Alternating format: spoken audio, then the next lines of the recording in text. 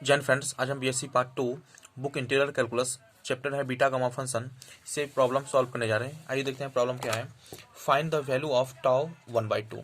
Tau 1/2 का value find करेंगे। तो solution tau 1/2 putting m equal to 1/2 comma n equal to 1/2 और m और n दोनों का वैल्यू 1/2 पुट करेंगे। क्यों पुट करेंगे? तो देखिए यहाँ पे बीटा फंक्शन m कामा n है इक्वल टू, इसका फॉर्मूला होता है tau m into tau n by tau m plus n। ये फॉर्मूला होता है, ठीक है। अब देखिए बीटा फंक्शन इस m की जगह पे 1/2 रखेंगे, इस n की जगह पे 1/2 है तो यहाँ पे 1/2। टाउ का वैल्यू कितना दिया गया है यहाँ पे, m का वैल्यू 1/2 है तो 1/2, n का वैल्यू कितना 1/2 है तो यहाँ पे इस की जगह पे 1/2 रखेंगे। फिर y में m प्लस n है तो m का वैल्यू 1/2 है, फिर प्लस n का वैल्यू 1/2 है तो 1/2। बीटा फंक्शन 1/2 कामा 1/2 का इक्वल टू टाउ। अब यहाँ पे इसको इससे मल्टीप्लाई करेंगे तो यहाँ पे टाउ 1/2 का होल स्क्वायर होगा और इसको सॉल्व करेंगे तो टाउ 1 होगा। सिंस टाउ 1 का वैल्यू क्या होता है 1 होता है। यहाँ पे beta function 1/2 comma 1/2 equal to tau 1/2 का क्या हो जाएगा होल स्क्वायर होगा। अब यहाँ देखिए बीटा फंक्शन 1/2 कामा 1/2 को हम लिख सकते हैं बीटा फंक्शन 0 + 1/2 कामा 0 + 1/2 हम लिख सकते हैं। इसको हम इस तरह से लिख सकते हैं इक्वल टू टाउ 1/2 का होल स्क्वायर होगा तो यहाँ पे होल स्क्वायर।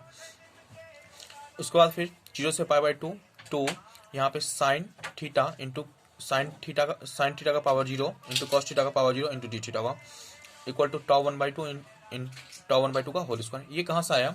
तो देखिए ये फॉर्मूला होता है यहाँ पे beta function m + 1/2 comma n + 1/2 equal to 0 से π/2 2 है तो यहाँ पे 2 इंटू साइन का पावर कितना m होगा इंटू थीटा इंटू कॉस का power n into theta into D theta तो यहाँ पे थीटा।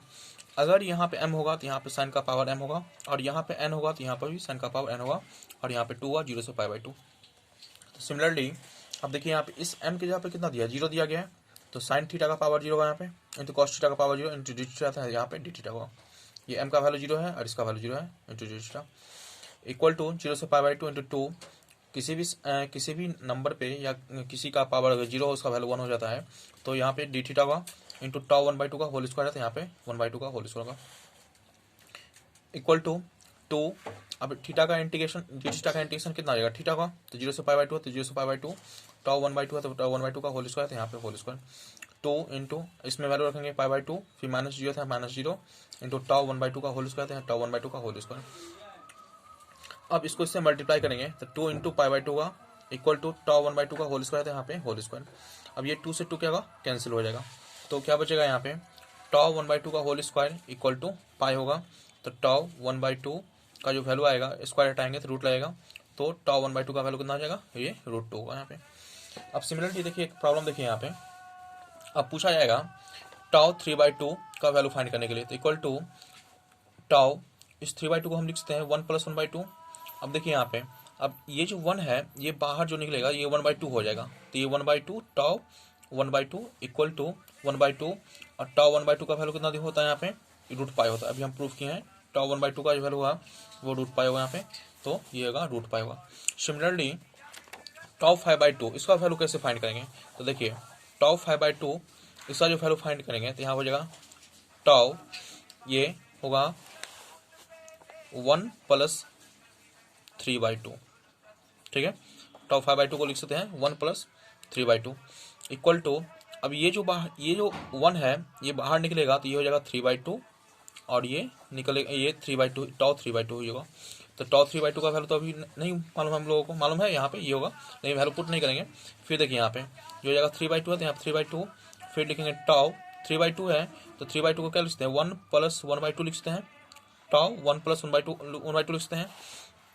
तो फिर देखिए यहाँ पे 3/2 है तो यहाँ लिखेंगे ये 3/2 और यहाँ पे 1 है तो ये जब टाउ से बाहर निकलेगा तो इंटू कितना पे 1/2 हो जाएगा और टाउ ये 1/2 है तो यहाँ पे 1/2 तो इक्वल टू ये 3/2 हो जाएगा इंटू 1/2 और टाउ 1/2 का वैल्यू कितना हो जाएगा यहाँ पे इंटू 1/2 ये √π होगा।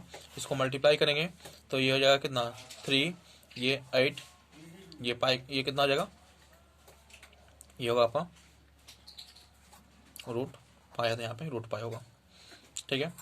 सॉरी यहाँ पे जो होगा 1/2 है तो 1/2 का सिर्फ क्या होता है यहाँ पे ये होता है यहाँ पे √π होता है यहाँ पे तो यहाँ पे 4 3/4 रूट पाई होगा। तो आई होप ये क्वेश्चन आपको समझ में आया हो। तो वीडियो को लाइक कीजिए, चैनल को सब्सक्राइब कीजिए और ज़्यादा से ज़्यादा शेयर कीजिए और कमेंट जरूर कीजिए ये क्वेश्चन कैसा लगा। Thank you. Thank you.